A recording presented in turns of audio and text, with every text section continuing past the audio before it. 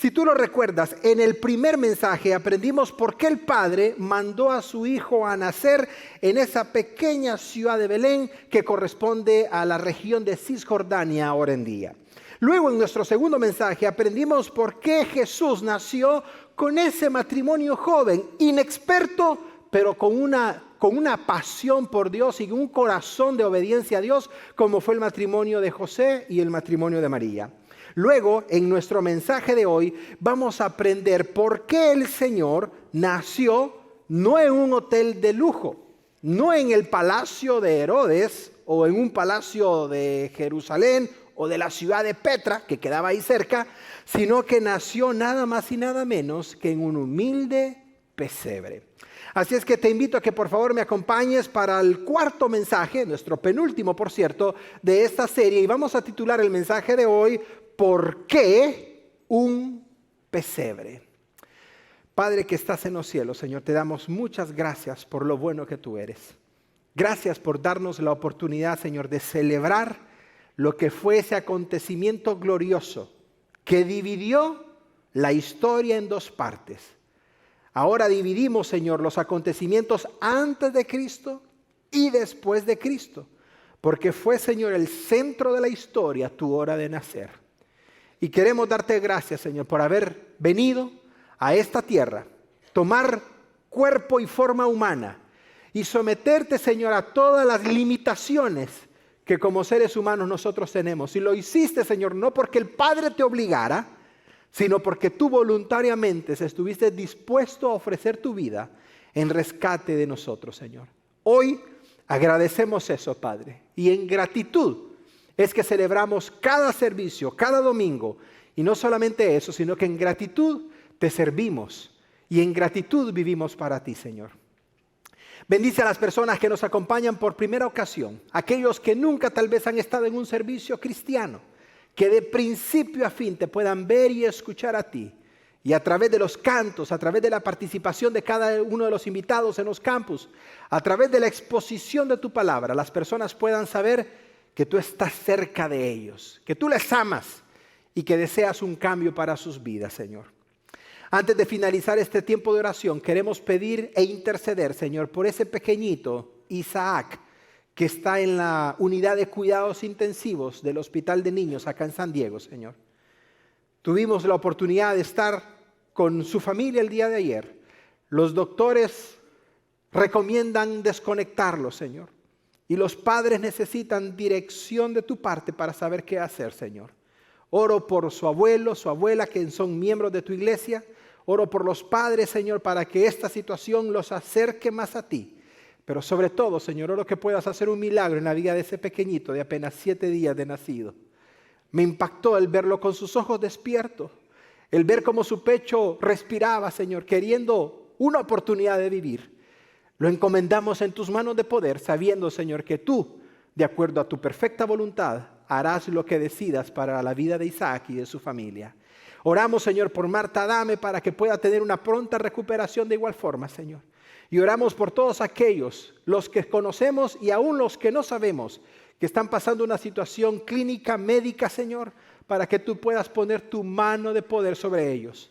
Oro por este hermano, Señor, que nos acompañó el domingo pasado con su cáncer de colon, Señor, para que tú puedas, Señor, erradicar cualquier célula cancerígena de su cuerpo, Padre, y puedas hacer también un milagro de acuerdo a tu voluntad, Señor. Todo esto lo pedimos en el nombre que es sobre todo nombre, en el nombre de Cristo Jesús. Y la iglesia del Señor dice, amén y amén. Si tienes tu Biblia abierta, quiero que vayas conmigo a Lucas capítulo 2, versículo 7, o por lo menos lo veas en pantalla o lo anotes en la parte de atrás de tu boletín.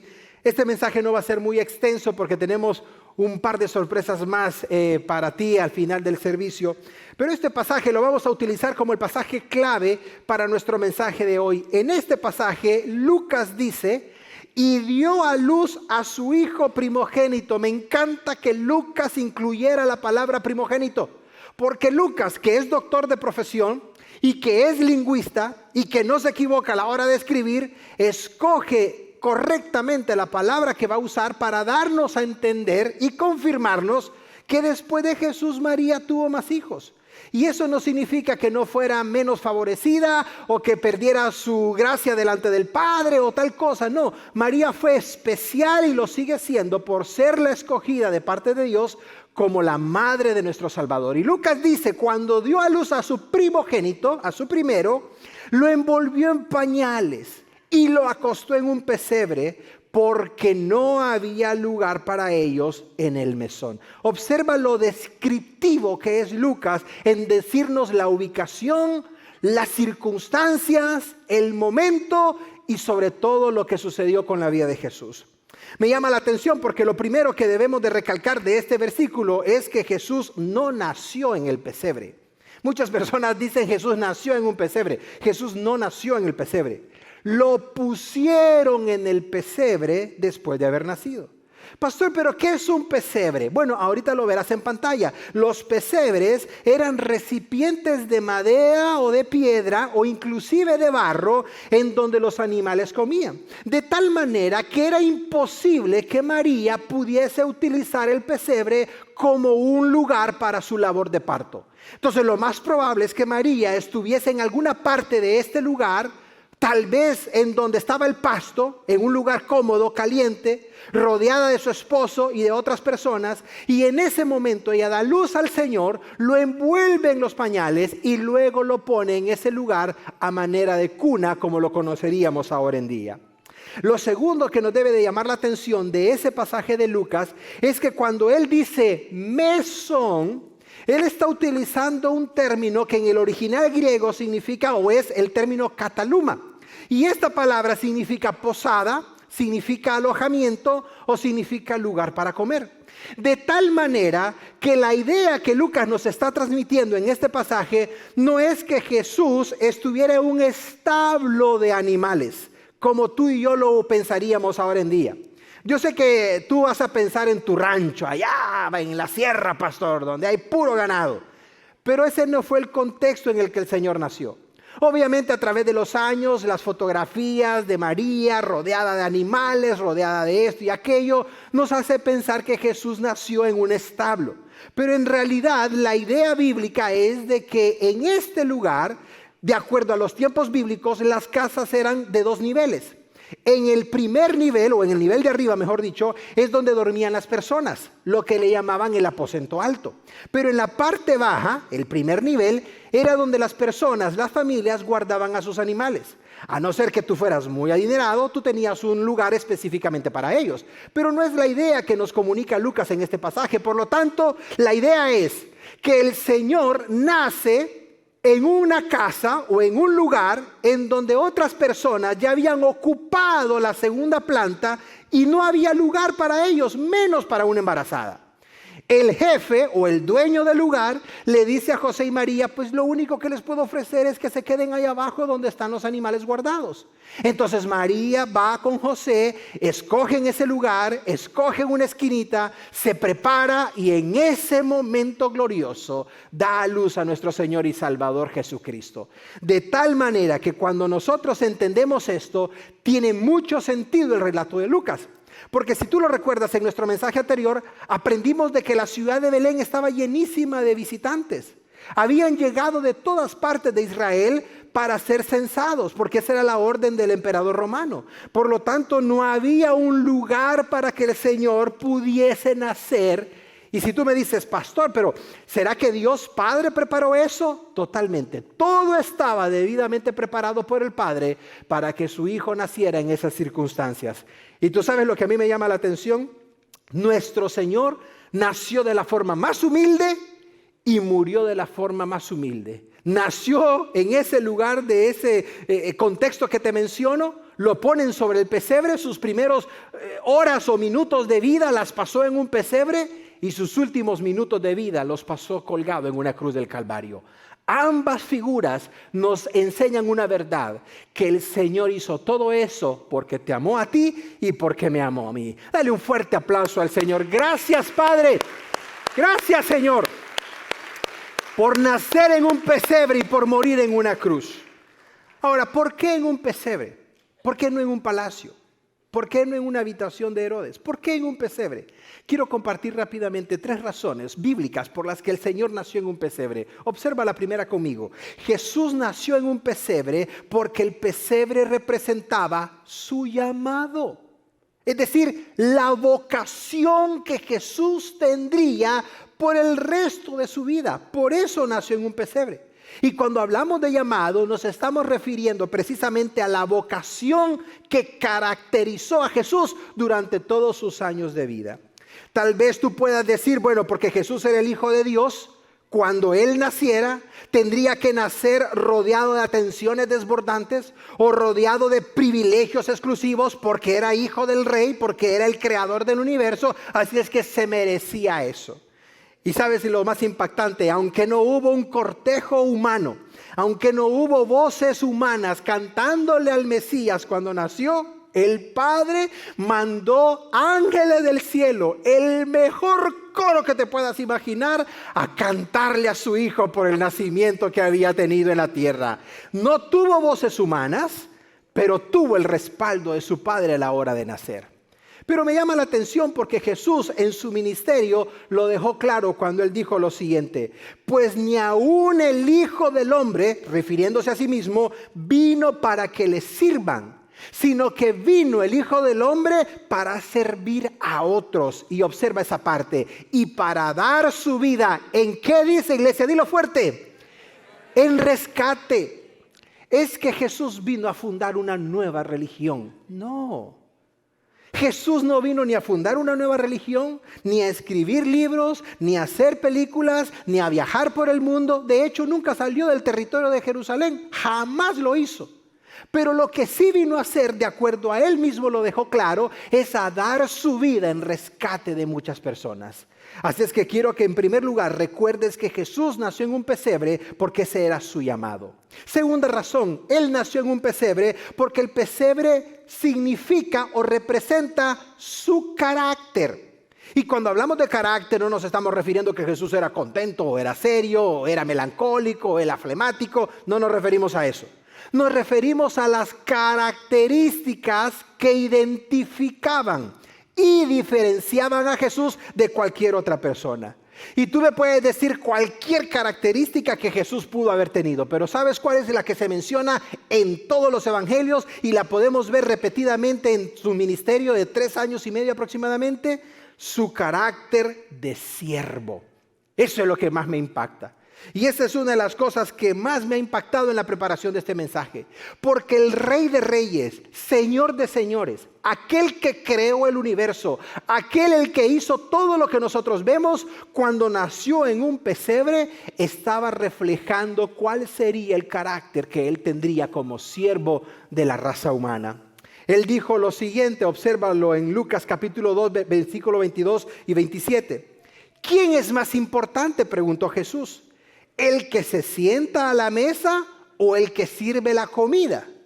El que se sienta a la mesa, respondió él. Por supuesto, pero en este caso, dijo Jesús, yo estoy entre ustedes no como el que se sienta a comer, sino estoy con ustedes como el que les va a servir la comida.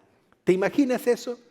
El Rey de Reyes, el Señor de Señores, sirviendo a sus discípulos, sirviendo a las personas, sirviendo a aquellos leprosos que nadie quería tocar, sirviendo a aquellas personas que estaban a punto de apedrear a aquella mujer en adulterio, sirviendo a los menos favorecidos, sirviendo a aquella mujer que tenía flujo de sangre.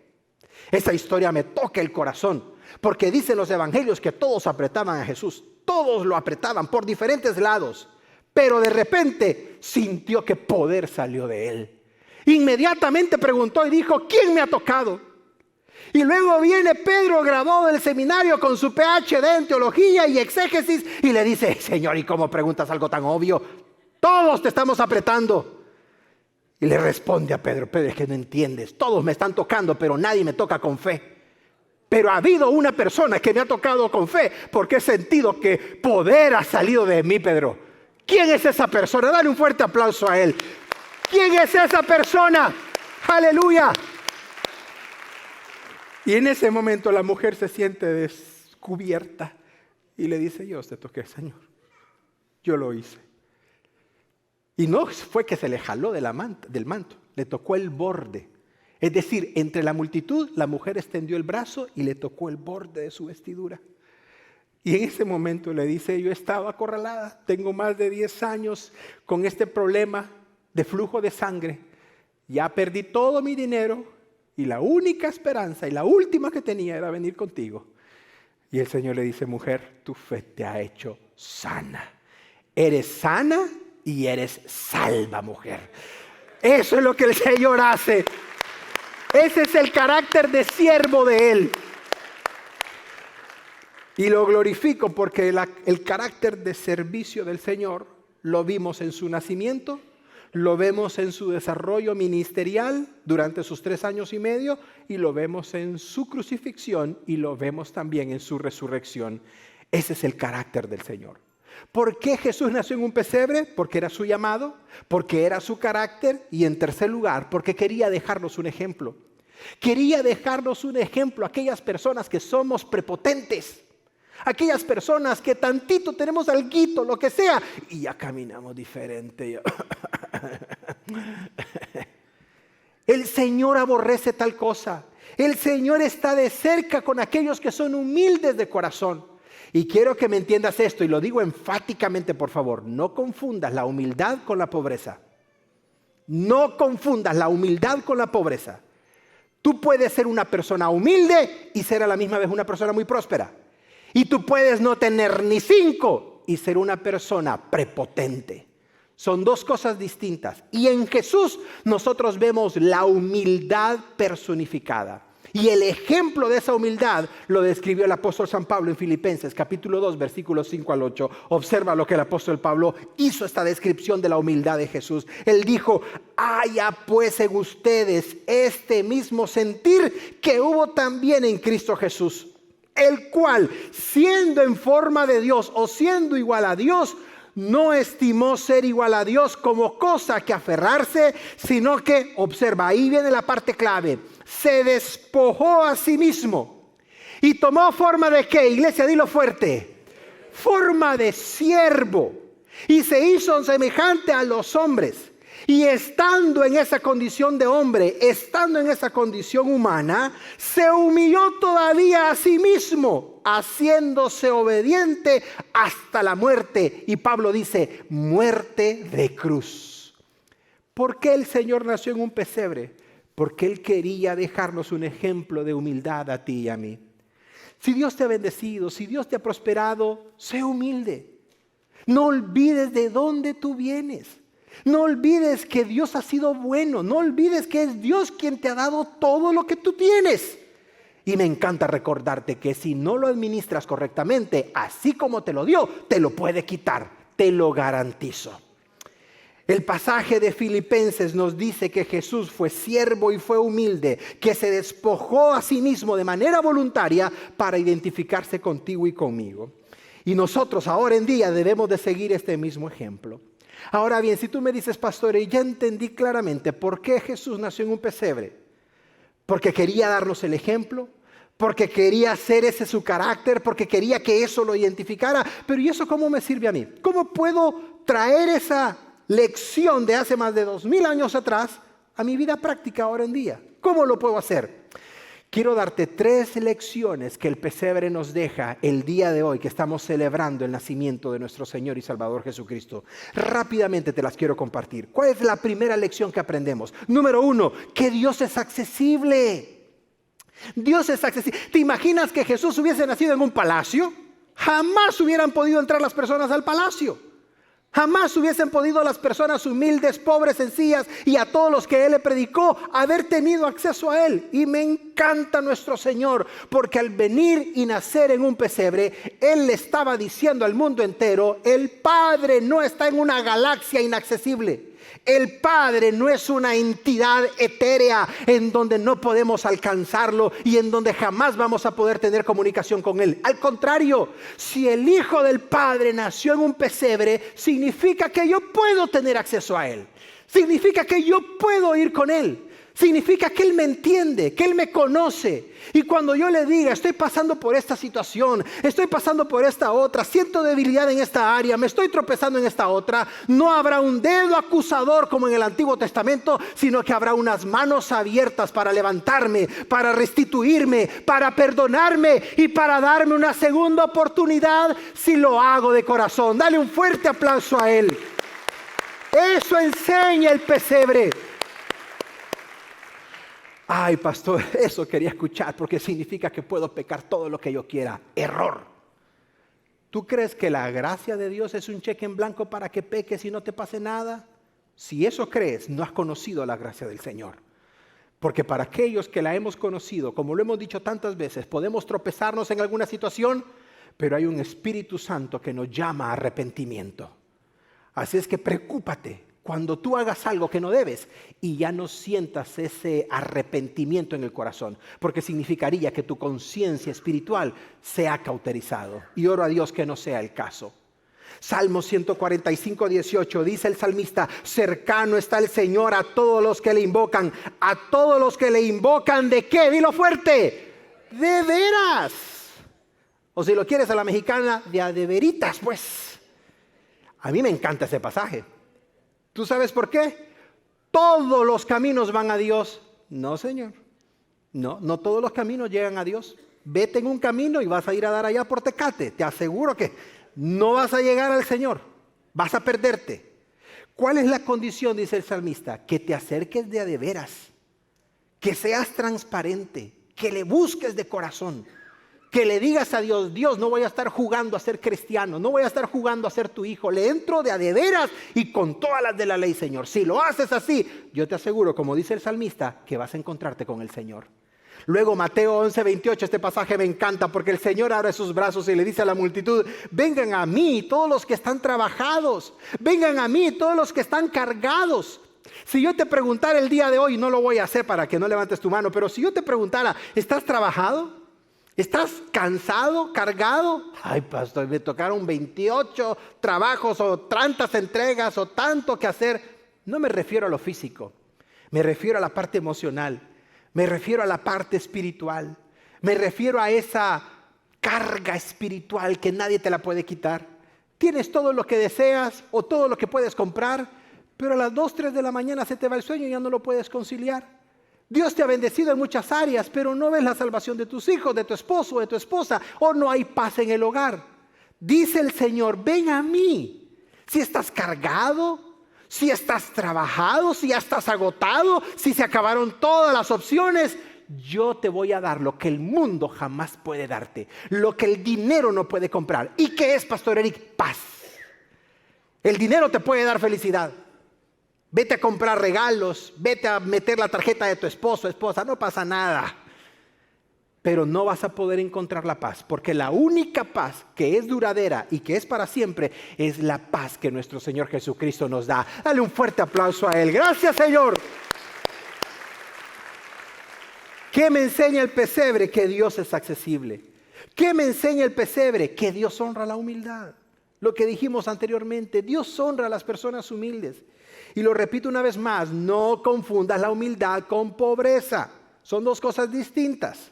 Y tampoco confundas a una persona que es muy próspera como humilde. Puede ser lo contrario.